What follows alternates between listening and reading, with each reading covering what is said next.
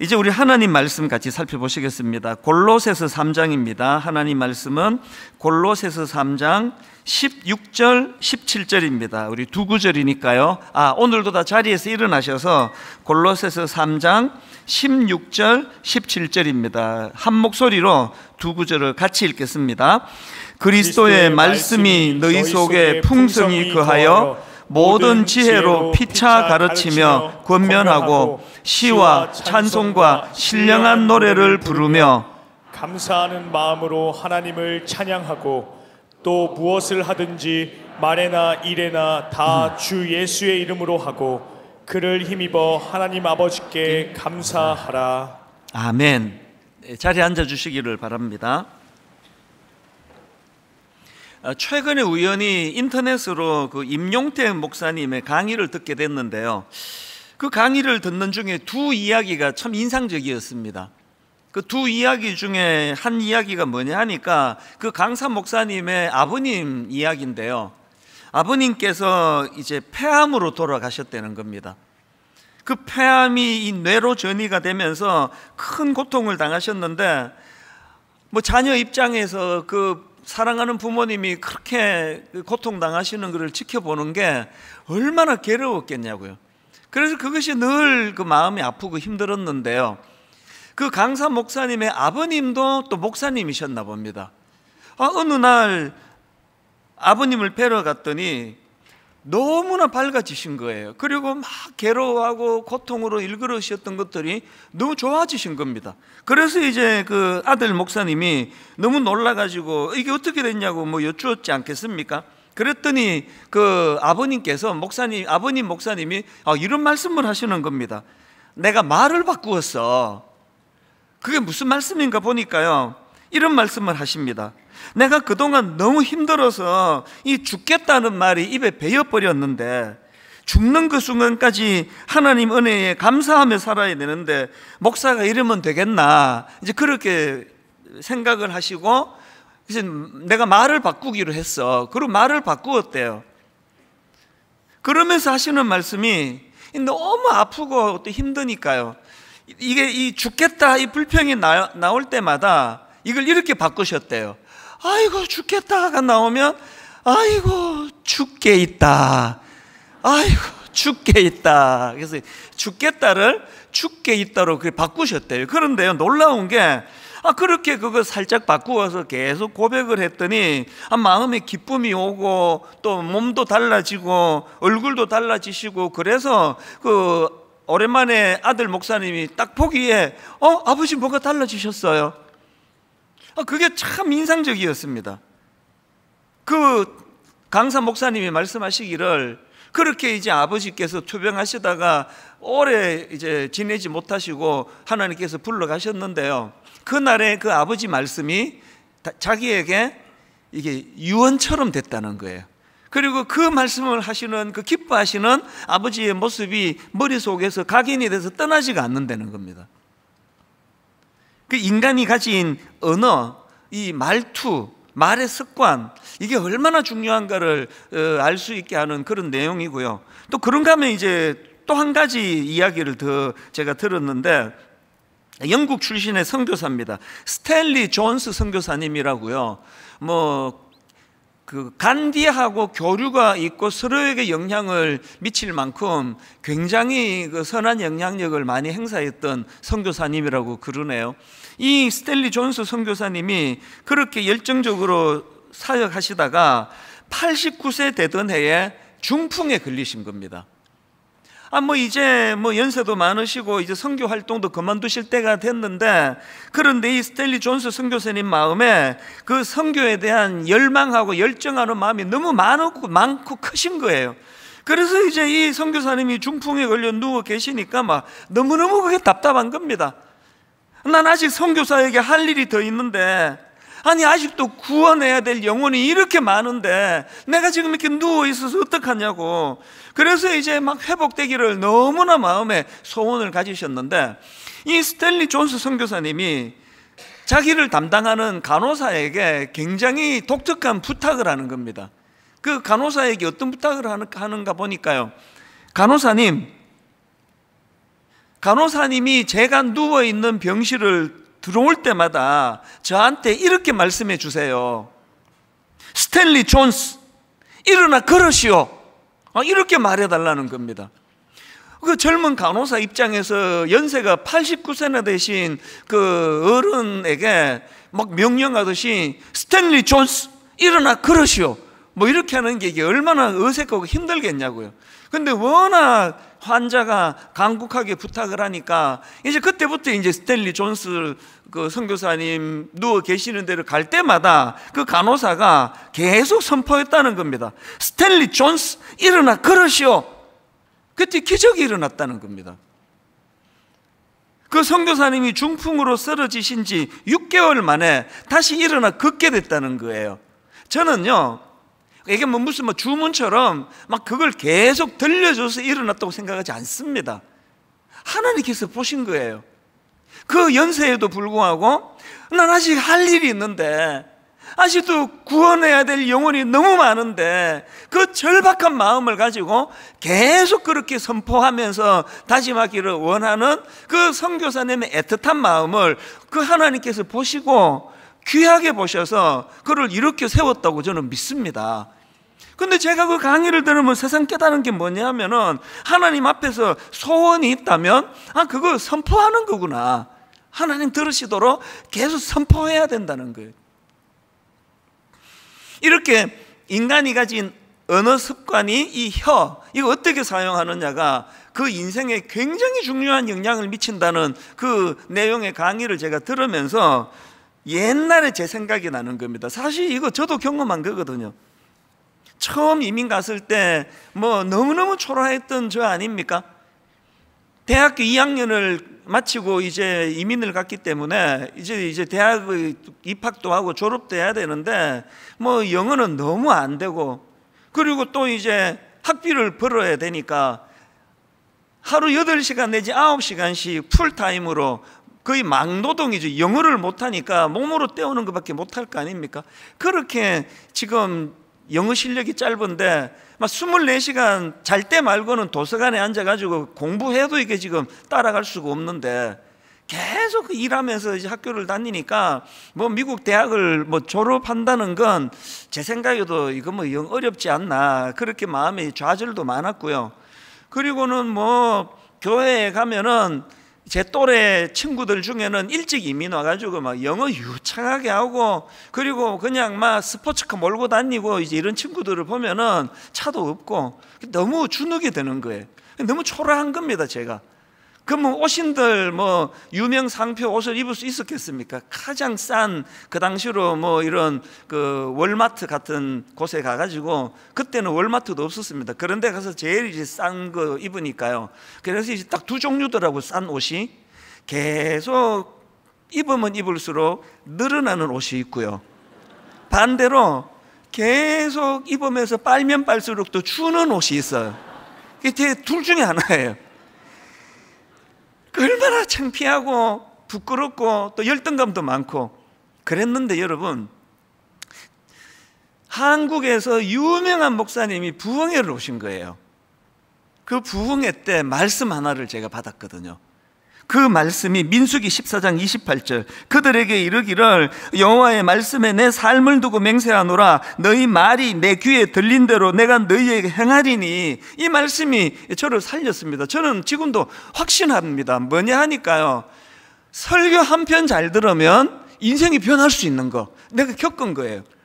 제가 그 부흥회에서 은혜를 받고 이 말씀을 마음에 담고, 그리고는 이제 그때부터 선포하기 시작한 거죠. 그 막 스포츠카 몰고 다니는 그 친구 만나면 이제 그 친구한테는 내가 말로 하면 안 되고요. 저 하나님 들으시라고. 하나님 들어야 네 말이 내 귀에 들린 대로 해준다 그러니까 계속 마음으로 선포했습니다. 네가 보기에 내 지금 좀 초라하지? 근데 있잖아, 10년 뒤에 내가 어떻게 되는지 넌 두고 볼래? 계속 그걸 선포했어요. 나 이렇게 안 끝내. 우리 아버지가 기도하다가 돌아가셨는데 10년 뒤에 나 어떻게 되는지 너 한번 두고 봐. 계속 만날 때마다 마음으로 선포를 했거든요. 근데 여러분, 뭐 이게 우연인지 뭐 하나님의 섬세하심인지 모르겠지만요, 그렇게 막 선포할 때가 23살 83년도예요 딱 10년 뒤 93년은요 제가 사랑의 교회에 옥하는 목사님께 발탁이 돼가지고 청소년 사역을 시작하던 해입니다. 딱 10년 뒤에. 그리고 그 이후로 저의 삶을 되돌아보면은 항상 너희 말이 내 귀에 들린 대로 그대로 해주시겠다, 그 말씀이 항상 제게 굉장히 중요한 영향을 미칩니다. 그래서 아까 연로하신 아버님 목사님은 아이고 죽겠다 할 때마다 아이고 죽게 있다 그러듯이 제가 초라해지고 마음이 힘이 들고 부담이 되면 저는 계속 선포하기를 원해요. 너희 말이 내 귀에 들린 대로 그대로 해주기 원한다. 이거 기도 아닙니까?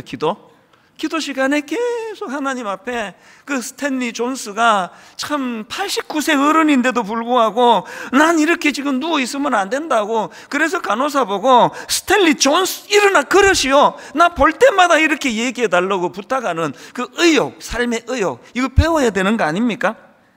저와 여러분들이 이 말의 권세, 혀의 힘, 그것도 하나님의 이름으로 하는 말의 권세, 그러니까 이걸 굉장히 우리가 중요하게 생각해야 돼요. 그래서 제가 지난주 언급해드렸던 마틴 셀리그만 박사의 말을 또 인용하기 원합니다.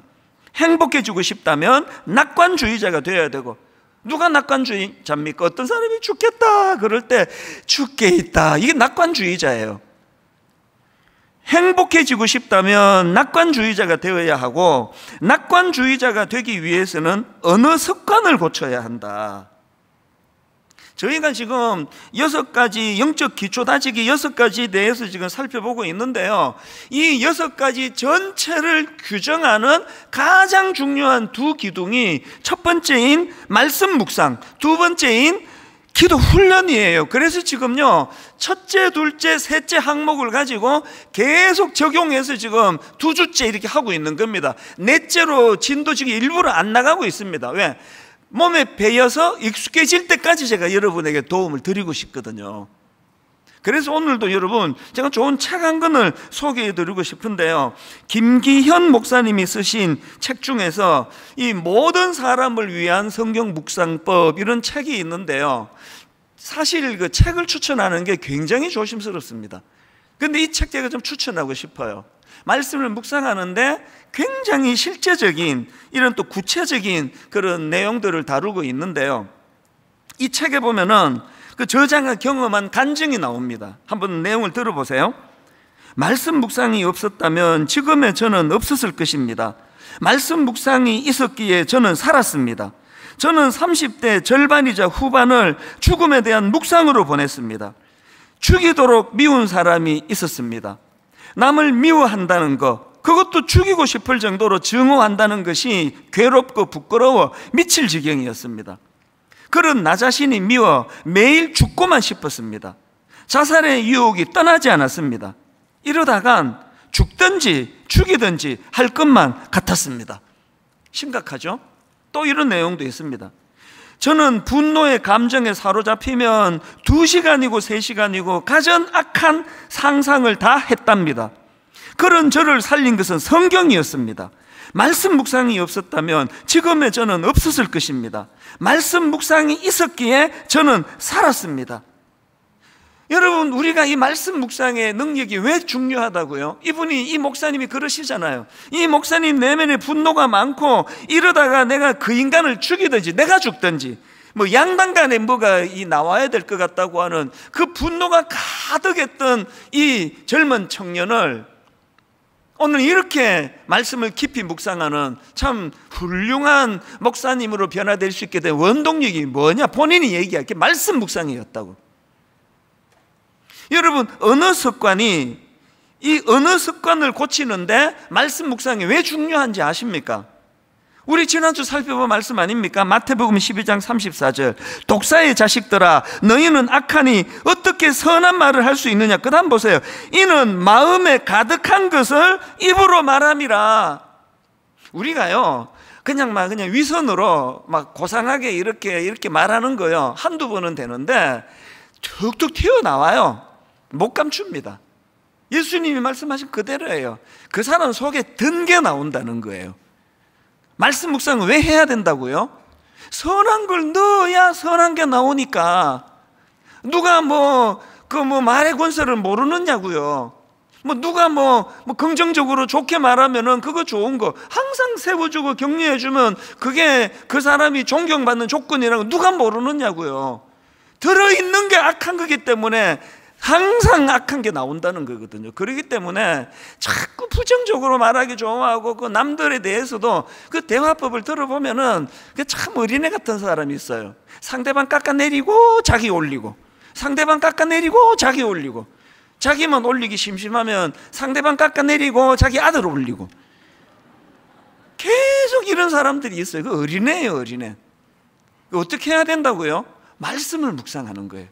말씀이 내 안에 가득 선한 것들이 있으면 계속 선한 말이 나오는 거예요. 제가 지난 주일날 이 언어도 훈련이다, 그래서 훈련해야 된다, 그러면서 이제 두 가지를 제시했는데요.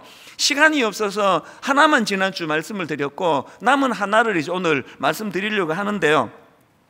우리가 훈련해야 될 두 가지 중 첫째가 뭐였냐 하니까 이 말씀 묵상과 언어 절제 훈련을 해야 된다. 한마디로 말하면요, 그 내뱉기 전에 말씀부터 묵상해라 그 얘기예요. 누구 만나러 가기 전에 내버려 두면 또 그냥 툭툭 쓸데없는 상처나 주는 말을 하고 집으로 가면 돌아가면서 내가 그때 그 말을 왜 했지? 그거 싫으시면 말하기 전에, 누구 만나러 가기 전에 말씀을 집어넣고 가라는 거예요. 말씀을 먼저 묵상하라는 겁니다. 그리고 중요한 어떤 뭐를 결정해야 되는 그런 미팅이 있다면 그 김하중 장로님처럼 기도하고 가라는 거예요. 그 하나님과 길을 터놓고 가라는 겁니다. 이게 첫 번째였고요. 그런가 하면 오늘 다룰 두 번째 훈련이 뭐냐, 그렇게 내면이 말씀으로 충만해졌다면, 내면이 말씀으로 채워졌다면 그걸 자꾸 개인적으로 가둬두지 말고 흘려보내려는 겁니다. 공동체를 통해서 실습하라는 거예요. 그 말씀드렸잖아요. 교회는요, 내가 조금이라도 성숙해진 이 언어를 보여주고 실습하는 데예요. 그 다락방 소그룹 모임이 바로 그런 곳이에요. 가정도 마찬가지입니다. 가정은요, 내 내면의 성숙함이 언어로 드러나고 있는지를 점검해보는 테스트장이 가정입니다. 그래서 이 책 다 읽고 또 교회에서 주는 이것도 읽고 성경도 다 읽고 나가면서 자기 아내한테 그냥 험한 말하고 가면요, 그거는 그 삼국지 무협지 읽은 거지 성경 읽은 게 아니에요. 말씀이 내 안에 제대로 들어왔으면 나오는 말이 축복의 언어, 격려의 언어, 용서의 언어, 이걸 하자는 거거든요. 오늘 본문도 똑같은 원리입니다. 오늘 본문 골로새서 3장 16절 17절 그리스도의 말씀이 너희 속에 풍성히 거하여, 이게 지금 전제로 나오는 거 아닙니까? 이게 먼저 그리스도의 말씀이 너희 속에 풍성히 거하여, 그리고는 그 다음에 모든 지혜로 피차 가르치고 권면하며 시와 찬송과 신령한 노래를 부르며 감사하는 마음으로 하나님을 찬양하고, 또 무엇을 하든지 말에나 일에나, 이게 또 나오잖아요. 말에나 일에나 다 주 예수의 이름으로 하고 그를 힘입어 하나님 아버지께 감사하라. 지금 16절 17절에서 나오는 이 모든 선한 일을 도모하기 위해서는 뭘 제일 먼저 해야 됩니까? 제일 먼저 해야 되는 건 그리스도의 말씀이 너희 속에 풍성히 거하여, 이게 먼저라는 겁니다. 자동차 엔진 운전하려면 그 휘발유 연료를 넣어야 되잖아요. 내가 지금 부산으로 지금 차를 몰고 가야 된다 하면 제일 먼저 점검해야 되는 게 이 휘발유가 충분한가? 그래서 왜 고속도로 중간중간마다 휘발유 넣는 거 있습니까? 계속 그 휘발유를 공급을 받아야 이 운전을 하고 부산까지 갈 수 있는 에너지가 나오기 때문입니다. 여러분, 지금 이 긴 나그네 인생길 가운데 그 말씀에 그 연료 공급도 안 받고 그냥 자기 생각대로 그 가짜 석유 막 넣어가지고 휘발유 넣어가지고 그러니까 생각지도 않은 게 막 툭툭 자꾸 튀어나오는 거거든요. 말씀이 우리 안에 풍성하게 거해야 됩니다. 조연산 목사님이 쓰신 말의 힘이라는 책이 있는데요, 그 책에 보니까 잠언 12장 18절입니다. 칼로 찌름같이 함부로 말하는 자가 있거니와 지혜로운 자의 혀는 양약과 같으니라. 여기 나오는 양약이라는 이 단어는 히브리어로 마르페라는 단어인데요, 똑같은 단어가 한 군데 더 나옵니다. 잠언 15장 4절. 온순한 혀는 곧 생명나무지만, 여기 나오는 온순한 혀 할 때 온순한, 이게 히브리어로 마르페예요. 이 마르페라는 단어가 지금 두 군데 같이 나왔는데요, 이 단어의 어원은 치료라는 뜻을 가진 라파입니다. 라파는 들어보지 않으셨어요? 구약의 그 하나님의 성품에 따라서 이름이 여러 개가 나오는데, 여호와 라파, 그거는 하나님의 치료하시는 능력을 강조할 때 부르는 이름 아닙니까? 여호와 라파 할 때 라파예요. 그러니까 여러분, 지혜로운 자의 혀는 양약과 같다, 이게 라파. 그 다음에 온순한 혀는 생명나무 같다, 이 라파. 이 뭘로 의미합니까? 우리가 주님 안에서 지혜롭고 성숙한 사람이라면 우리가 나누는 대화에는 치료 요소가 흘러나온다는 거예요. 저희 어머니는 시골 분이시고 초등학교밖에 안 나오신 분이잖아요. 뭐 그 당시는 다 그랬으니까요. 그런데 내가 어릴 때 참 신기한 게 있었어요. 그 중고등학교 때, 그때는 정말 선생님들이 너무 하셨어요. 뭐 열받으면 막 주먹으로 막 때리기도 하고, 막 몽둥이로 막 엉덩이가 막 피가 배일 정도로 그렇게 두들겨 맞고 그러면 상처를 받죠. 막 분노가 생기죠. 그래가지고 너무 억울한 일을 당하고 상처받고, 그렇게 집에 가가지고 어머니한테 막 울면서 막 그 이야기를 일러 바치고 나면 신기하게 치료가 되는 거예요.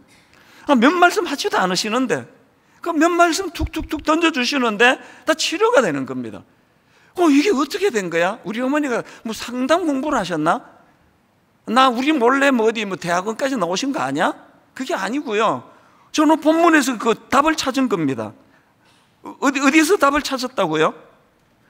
하나님 앞에서 우리가요, 잠언 12장 18절 세 번 얘기입니다.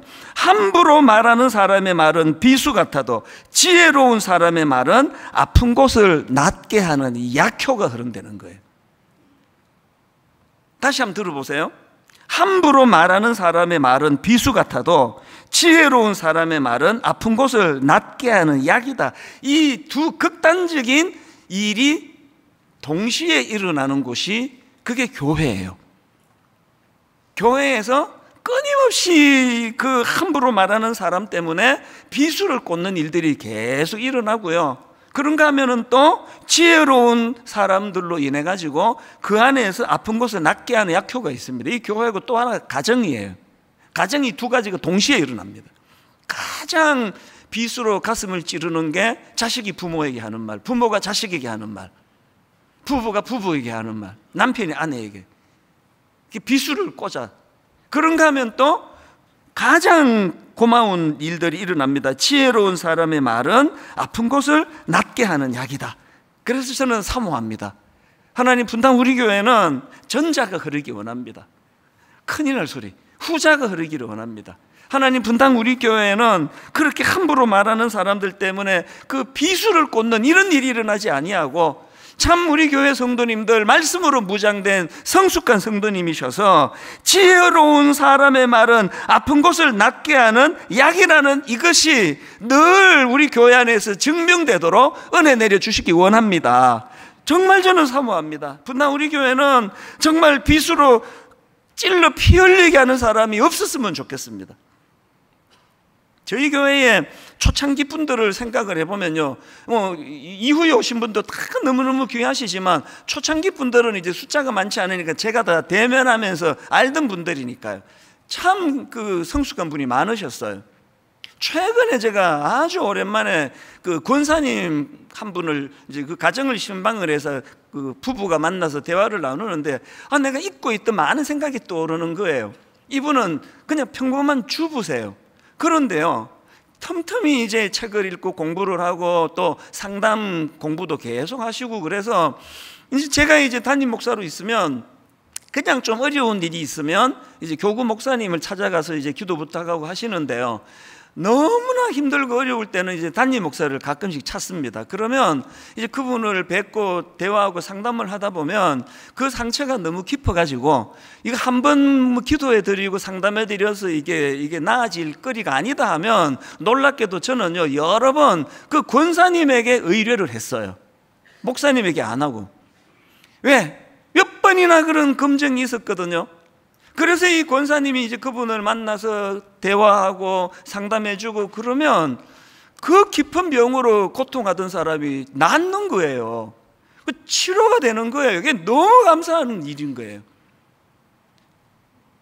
어떻게 이런 일이 가능했을까 보니까 창세기 12장, 잠언 12장 18절 말씀 그대로예요. 지혜로운 사람의 말은 아픈 곳을 낫게 하는 약이다. 성도들이 목사님을 만나가지고 기도 부탁을 하면은 그 목사님이 너무너무 사랑하는 마음을 가지고 기도할 때 그 입술을 통하여 하나님 이 성도님 치유하여 주시옵소서 그렇게 기도할 때 거기에 회복의 능력이 좀 나타나기를 원한다는 거예요. 그 좀 이런 게 나타나는 교회가 되기를 원한다는 거거든요. 저는 진짜 하나님 앞에 사모합니다. 그래서 저는 지난 주간에 에스겔 37장이요. 자, 에스겔 37장 1절입니다. 여호와께서 권능으로 내게 임하시고 그의 영으로 나를 데리고 가서 골짜기 가운데 두셨는데 거기 뼈가 가득하더라. 지금 에스겔이요 성령의 인도함을 받아가지고 골짜기 가운데서 그 아래를 보고 있는데 뼈들이 가득한 거예요. 환상 중에 이거를 보고 있는데 주님이 물으십니다. 이 뼈들이 살아나겠니? 에스겔이 자신이 없어가지고요 애매모호하게 답을 해요. 주님께서 하십니다. 그래서 이제 주님이 명령을 하시거든요. 이 마른 뼈들에게 너 입술로 선포해라. 이런 내용을 다루고 있는 게 에스겔 37장인데요. 저는 에스겔 37장에서 제일 빈번하게 나오는 단어 하나에 주목하는 거예요. 에스겔 37장에 제일 빈번하게 나오는 단어가 대언하라예요. 대언하라. 자, 한번 몇 구절 읽어드릴게 보십시오. 에스겔 37장 3절부터 5절입니다. 그가 내게 이르시되 인자야 이 뼈들이 능히 살 수 있겠느냐 하시기로 내가 대답하되 주 여호와여 주께서 아시나이다. 또 내게 이르시되 너는 이 모든 뼈에게 대언하여 이르기를 너희 마른 뼈들아 여호와의 말씀을 들을지어다. 주 여호와께서 이 뼈들에게 이같이 말씀하시기를 내가 생기를 너희에게 들어가게 하리라. 너희가 살아나리라. 또 7절 이에 내가 명령을 따라 대언하니 대언할 때에 소리가 나서 움직이며 이 뼈 저 뼈가 들어맞아 뼈들이 서로 연결되더라. 그리고 9절 10절 또 내게 이르시되 인자야 너는 생기를 향하여 대언하라. 생기에게 대언하여 이르기를 주 여호와께서 이같이 말씀하시기를 생기야 사방으로부터 와서 이 죽음을 당한 자에게 풀어서 살아나게 하라 하셨다 하라. 이에 내가 그 명령대로 대언하였더니 생기가 그들에게 들어가매 그들이 곧 살아나서 일어났었는데 극히 큰 군대더라. 여러분 지금 하나님과 에스겔이 서로 주거니 받거니 하는 흐름이 읽혀지십니까? 지금 에스겔과 하나님이 주거니 받거니 하는 그 안에서 여호와 라파 치료하시는 하나님의 역사를 너의 입을 통해서 대언하여 선포할 때에 그 역사가 나타난다는 거예요. 여러분 하나님 말씀은 그리고 하나님의 말씀에는 죽은 것을 살리는 능력이 내포되어 있는 줄로 믿습니까? 여러분 믿으십니까? 그거를 대언해서 선포하라는 거예요. 믿는다면 그 믿음이 있다면 오늘도 이 말씀의 강력함이 믿는 우리들에게 어떤 사명을 주시는 겁니까? 어느 현장으로 가기를 원합니까? 어떤 문제를 만나 죽겠다는 그 현장을 가서 대언하라는 거예요. 예. 혹은 우리 입으로 한다면 권사님 힘든 거 알겠는데요 죽겠다가 아니라 죽게 있다라고 선포할 때입니다. 이걸 대언하라는 게 대언. 여러분 분당 우리 교회는 정말 생명을 살리는 공동체가 됐으면 좋겠습니다. 베드로와 같은 선포가 이곳저곳에서 터뜨려지는 교회가 되기 원합니다. 베드로가 이르되 은과 금은 내게 없거니와 내게 있는 이것을 너에게 주노니 나사렛 예수 그리스도의 이름으로 일어나 걸어라. 목사 입에서만 아니고 설교할 때만 하는 선포 아니고 우리들의 삶의 현장에서 다락방 소그룹 모임 안에서 지쳐있는 수많은 성도들 앞에서 나사렛 예수 그리스도의 이름으로 일어나 걸어라, 이 말씀이 대언되어지는 그런 교회가 되기를 원합니다.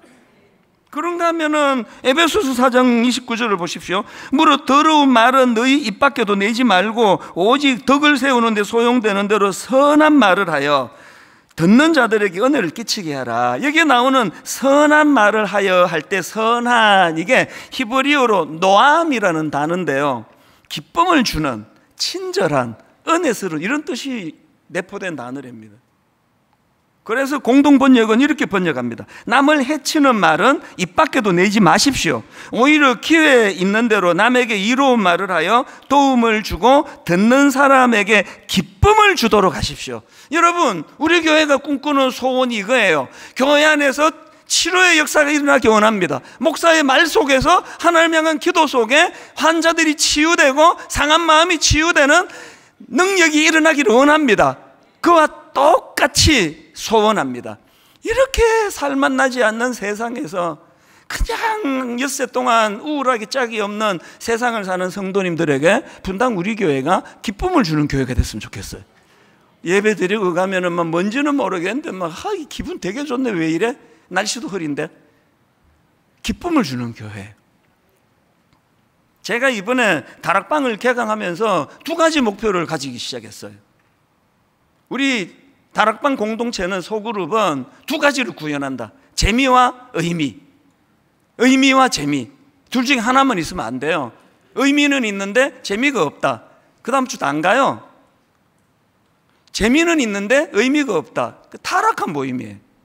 의미와 재미, 재미와 의미. 그래서 제가 우리 교역자들 다 모아놓고 그 농담으로 한 얘기죠. 농담 반 진담 반으로, 아니 그 교회에서 목사들이 그 모임을 그렇게 재미없게 하면 어떡하냐, 그 범죄 행위다 그거. 안 그래도 그 재미없어 하는 사람한테 그래서 재밌게 해야 된다, 무조건 재밌게 해야 된다 그랬더니 모든 교역자들이 한 마음으로 똑같이 저를 쳐다봤습니다. 당신은? 사실 여러분, 교회는 즐거워야 돼요. 제가 20대 때 저를 살려준 건 하나님이시고요, 저를 살려준 기관은 교회예요. 그래서 정말 그 이민생활에 영어도 못하는 애 뭐가 재밌겠습니까? 그렇게 이제 학교 졸업하고 먼 지역에서 조그마한 이제 비즈니스를 시작했는데요, 장사도 잘 안 되고 막 이럴 때는 막 답답한데요, 그렇게 이제 저녁 7시에 문 닫고 나면 집으로 안 가요. 훨씬 더 먼데 자리 잡고 있는 교회로 가요. 그때 청년부 다 해봐야 열 몇 명도 안 될 때거든요. 너무너무 재밌는 거예요. 성경 공부만 한 거 아니에요. 피자 먹으러도 가고 테니스도 치고 낄낄거리고 깔깔거리고 그게 저를 살려줬어요.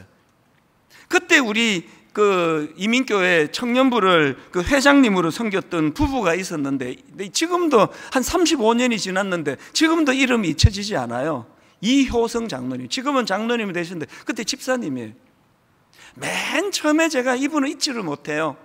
그 교회 처음 가가지고요, 예배가 다 끝났는데 전부 다 이제 낯선 사람이에요. 다 자기들끼리 권사님 호호 그러고 하는데 나 아는 사람이 아무도 없어요. 너무 외로워가지고 화장실 옆에 그냥 이렇게 웅크리고 있었어요. 여러분, 예배 마치고 그냥 권사님 호호하지 말고 꼭 화장실 옆에 서 있는 사람 체크해야 돼요. 그 처음 온 사람이에요. 그렇게 어색해 있는데요, 이 이호성 집사님이 제게 다가오신 거예요. 보니까 형색도 남루하고, 그래서 처음 오셨군요. 그러면서 그때부터 이분이 저를 섬겨주시는데요, 주일날 오후가 되면 예배가 마치면 꼭 자기 집으로 저를 데리고 가요. 저는 20대니까. 그래갖고 그 뒷마당에서 LA 갈비 구워가지고 꼭 이렇게 대접하고, 그분 생각에 이 사람이 갈비들 먹을 수 있겠나 그런 생각을 했는 것 같아요. 계속 주중에 먹는데 사실 계속 갈비 구워서 주시고, 그리고는 이제 그 다음에 들어와. 그래서 거실에서 차 한잔하고 그러면서 늘 용기를 주는 말씀을 하셨는데, 지금 제가요 오랜 세월이 지났는데 그분이 주신 말씀 하나도 기억 안 나는데요, 요약해 보니까 이 말씀을 주신 거더라고요. 바로 이 말씀이에요. 민수기 6장 24절, 여호와는 내게 복을 주시고 너를 지키시기를 원하며 여호와는 그의 얼굴을 내게 비추사 은혜 베푸시기를 원하며 여호와는 그 얼굴을 내게로 향하여 드사 평강 주시기를 원하노라 할지니라. 이 말씀의 요지로 저를 위로해 주시고 힘을 주셨던 거예요. 제가 그 사랑의 빚을 잊지 못해서 목사가 되고 여러분에게도 제가 그런 말씀을 선포하는 종이 되기를 일주일 내내 사모하는 거거든요. 여러분, 이런 은혜가 넘치는 그런 교회가 되기를 원한다면 오늘 본문 골로새 3장 16절, 그리스도의 말씀이 너희 속에 풍성히 거하여, 결론을 이렇게 맺기 원합니다. 여러분, 우리 영적 기초다지기 6가지 중에 첫 번째 말씀 묵상, 두 번째 기도 훈련, 이거는 기초 중의 기초입니다. 하셔야 됩니다. 여러분, 내가 또 이것도 손에 듭니다. 하루 한 구절 묵상 핸드북. 아이고, 저 목사는 그냥 지치지도 않나? 지쳐요. 좀 하시라고. 프린트 하셔가지고 한번 해보세요. 말씀을 묵상하시고. 그래서 저는 결론으로요, 요한복음 5장 25절, 진실로 진실로 너희에게 이르노니 죽은 자들이 하나님의 아들의 음성을 들을 때가 오나니 곧 이때라. 듣는 자는 살아나리라. 비행기 탈 때마다 제가 감동을 받는다 그랬잖아요. 맨 처음에 안내 영상, 비행기가 추락하거나 바다에 빠지거나 그러면 생명선이 뚝 떨어지는데 산소 마스크, 연약한 아이나 연약한 장애인들에게 해주기 전에 먼저 당신이 써라. 당신이 먼저 써서 산소를 공급받아라. 그리고 약자들을 도와라. 여러분, 말씀으로 듣는 자가 살아나리라. 여러분, 살아나셔야 돼요. 여러분, 회복되셔야 합니다. 여러분이 회복돼야 여러분 자녀들을 섬길 수 있고 도울 수 있고 살릴 수 있습니다. 오늘 이 말씀을 총정리하면서 우리 이 찬양, 주님 말씀하시면 내가 나아가리다, 주님 뜻이 아니면 내가 멈춰서리다. 말씀의 말씀. 하나님, 말씀으로 내가 먼저 살아나기 원합니다. 그리고 살리는 인생 되기 원합니다. 가사를 생각하시면서 우리 한번 이 찬양 같이 불러봅니다. 주님 말씀하시면,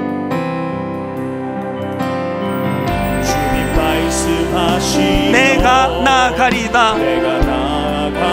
주님 뜻이 아니면 내가 멈춰서리다. 나의 가고 서는 것 주님 뜻에 있으니, 오 주님 나를 이끄소서. 여러분, 비장하게 다시 한번 결단하며 주님 말씀하시면 내가 나아가리다. 주님 뜻이 아니면 내가 멈춰서리다. 나의 가고 서는 것 주님 뜻에 있으니, 오 주님 나를 이끄소서. 결단하며 선포합니다. 뜻하신 그곳에 나 있기 원합니다. 이끄시는 대로 순종하며 살리니, 연약한 내 영혼 하나님 나를 통하여 일하소서. 주님 나라와 그 뜻을 위하여, 오 주님 나를 이끄소서.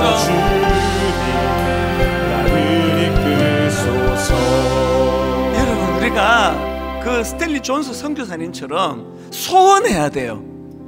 중풍에 쓰러져 병원에 누워 있는데도 불구하고 너무나 사모하는 마음, 나 지금 살릴 사람 아직 많은데 나 이렇게 누워 있으면 안 되는데, 너무너무 간절한 마음이 있었기 때문에 그 젊은 간호사 보고 그 이상한 그 부탁을 하는 거 아닙니까? 스탠리 존스 일어나 걸으시오.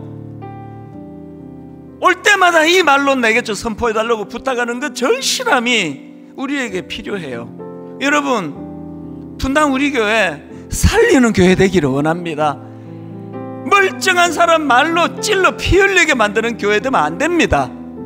그 중심에 말씀 묵상이에요. 말씀, 하나님 말씀. 우리 한 번 더 이 찬양 부를 동안에 스탠리 존스 목사님처럼요, 그저 그냥 한 옥타브 낮춰가지고 천천히 불러갖고 거기에 능력 없습니다.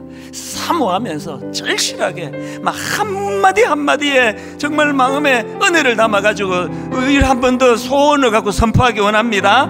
주님 말씀하시면 내가 나아가리다.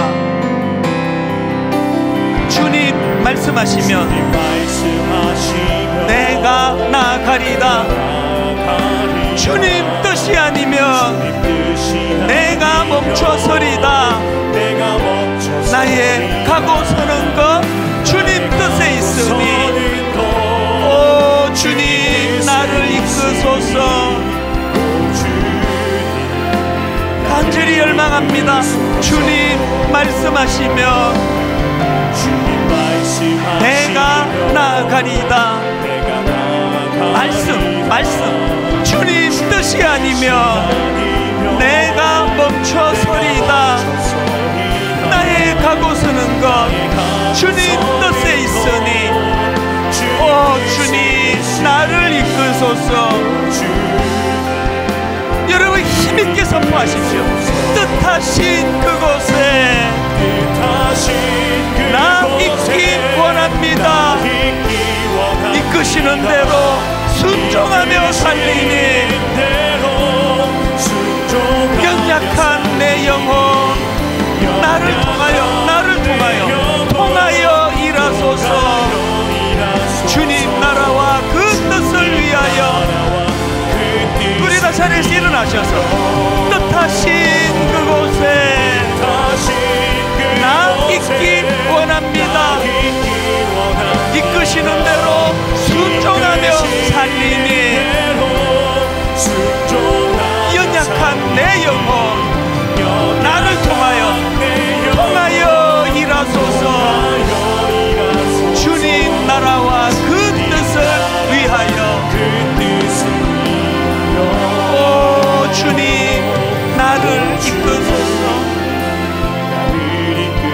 오 주님 나를 이끄소서.